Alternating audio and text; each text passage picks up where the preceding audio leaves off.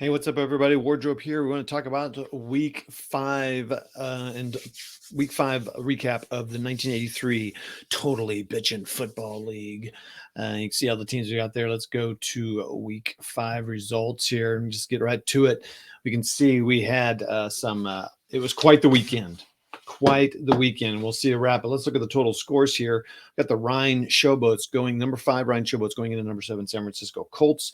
You can see the result there. It was a pretty cool game. It was knotted up. San Francisco started 7-0, ending that first quarter. Ryan came back and got it tied up to go into the half tied 7-7. And then it was just a back and forth. San Francisco, the only thing that stopped them, Ryan scored 14 in the second half and San Francisco 13, making the total 21-20. We had two blocked punts. And again, another season of another game of poor field positions. We had an interception against San Francisco. We also then had San Francisco got fumbled, and then Ryan intercepted, and then Ryan just turned it up, TD pass. San Francisco came back, TD pass. Trying to see how his field goals where they got the 6, so it wasn't a missed thing. San Francisco onside kick success, but then could not make it happen. So they almost made it at home. San Francisco is just terrible at home. Okay, let's go number 4. Number 4, Milwaukee Triangles going into Shreveport Commandos, number 8. Shreveport is looking terrible. This has got to be a win for Milwaukee. Milwaukee's going in 4-0. It's going to be a win. 4-0, 0-4. You can see the result there. Let's see how it came about there.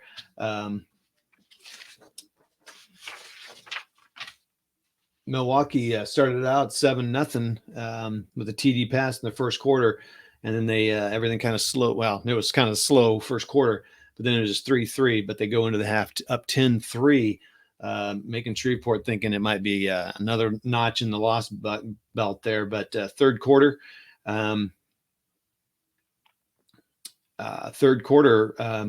Milwaukee had to punt it, and Shreveport returned that bad boy back for a touchdown, tying and knotting it up 10-10. Milwaukee quickly came back with a field goal, making sure they kept that lead. Later in the third quarter, Milwaukee we had a couple fumbles and then another field goal, making it 16-10 again, kind of taking it away a little bit. Going into the fourth quarter, 16-10. What's going to happen? Well, big things happen.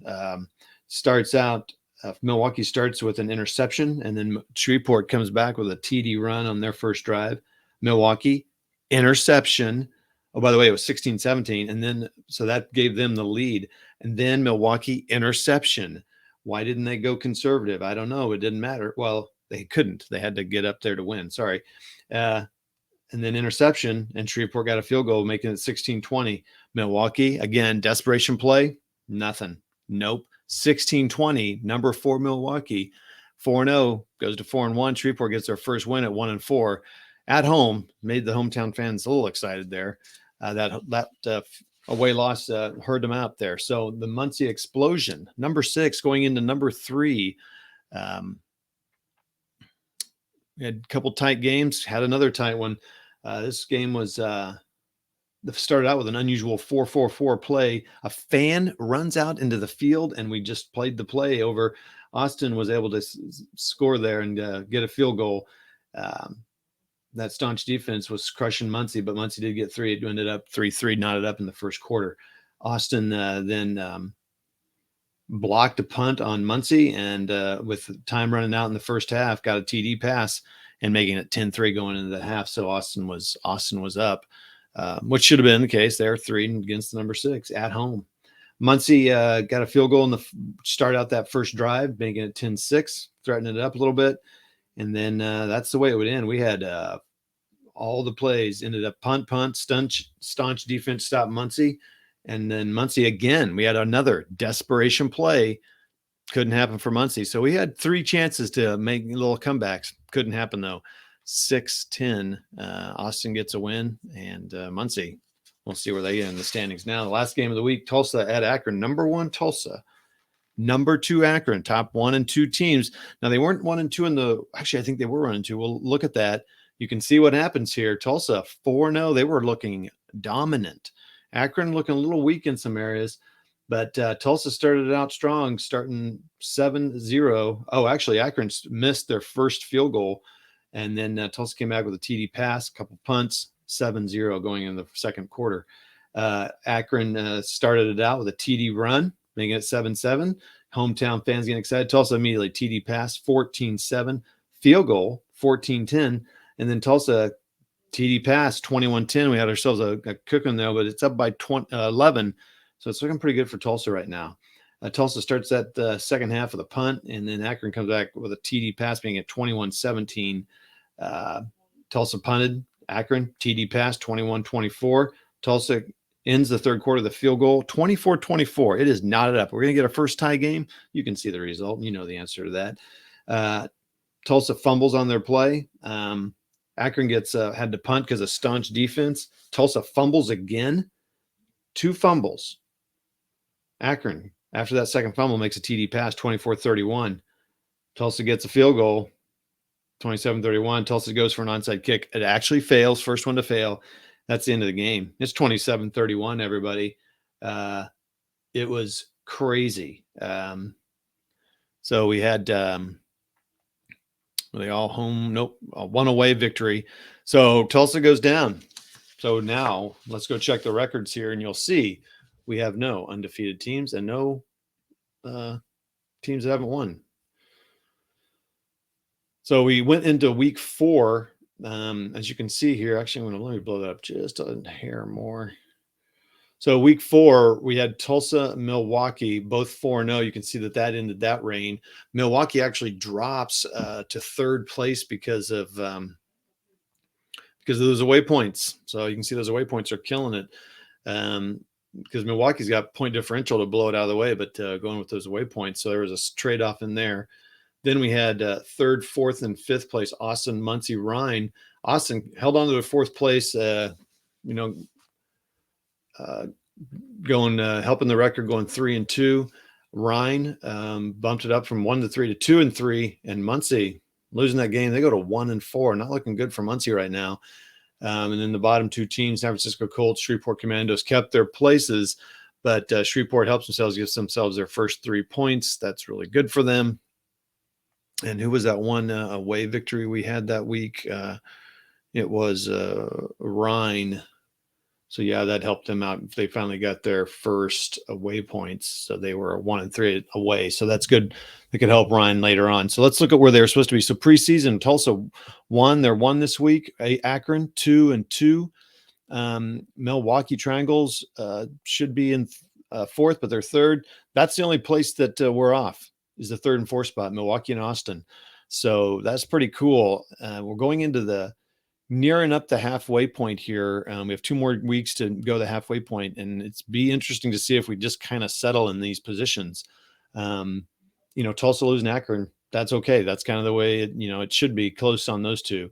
But we'll see what happens here. So the only ties we have a 3-way tie for 4-1. Those away points, and then the point differential making a difference there. That's you get those point differentials so far apart, it is hard to catch up with that. So Akron, they're just going to have to defeat them, to win that and take their place there. San Francisco and Shreveport got a 3-way tie for 1-4. Muncie's got that 1 away victory, so they're going to get their 6th place. So that may be the thing that makes Muncie better than those 2 teams, is just their away record will be better.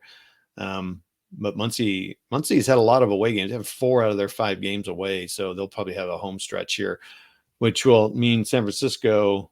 San Francisco's got some away games coming up, so they just need to get a couple of away victories, and could really help them out there and bump up. Okay, so let's look at. So I thought, I'm just going to roll out week 6 on the instant chart, but man, it's going to be tough to do. I'm going to have to zoom out a little bit here so I can show you what week 6 is going to look like. So week 6 is going to be pretty awesome. So, so if you look at the records here, we got Austin going against Rhine. So you think, well, okay, no big deal. That's 3-2 against 2-3. We could see a potential swap here. Let's think here. If they'd go 3-3, they'd go 3-3. Maybe away points would be the same. And yeah, if they're close, they're only 9 points off. So we could see a switch in places there. I thought, okay, well, that could be a good one to play. Akron, Milwaukee. Let's see where they go. Akron, Milwaukee. That's the second and third place team, both 4-1. Akron's going in. Akron, if Akron wins, that's going to be 9 away points. That's pretty impressive. And Tulsa is at home. So that could be very helpful for them to bump into that first place going into that midway point game. So that's going to be worth playing. That could be pretty awesome. We got San Francisco going into Muncie. Okay, you're like, all right, San Francisco. Ugh. San Francisco, well, let's see, San Francisco into Muncie. Wait, that could be a switch of places too. 1-4, it would be an away victory. Give them 3. Look how close they are in point differential. -21, -20. This again, I don't know how good a game it's going to be, but it could be a fun game to watch for that. And finally, you got Shreveport. Now, all right, Shreveport going into Tulsa. I mean, pretty unlikely, right? Pretty unlikely. Well, they beat Milwaukee. They beat the third place team. Maybe they can beat the first place team. Now, how awesome would that be? Shreveport goes, they get some away points they need.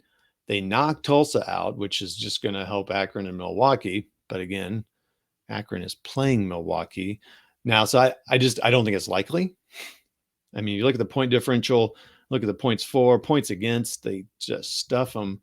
Although I just know really Shreveport's doing pretty good on offense. They're fifth place offense. Okay.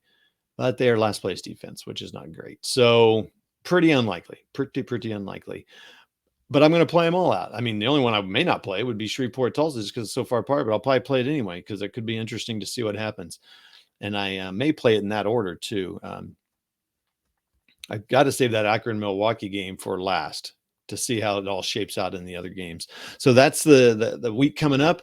Looking forward to week 6. Thanks everybody for joining me, and we'll see you next week when we do a week 6 wrap. And let me know if you want me to play some games or not. I just don't. Those games don't tend to get very many views, and well, we'll see. So let me know if you want to see me actually play games or just do these reviews. All right, that's it. We'll talk to you. Bye.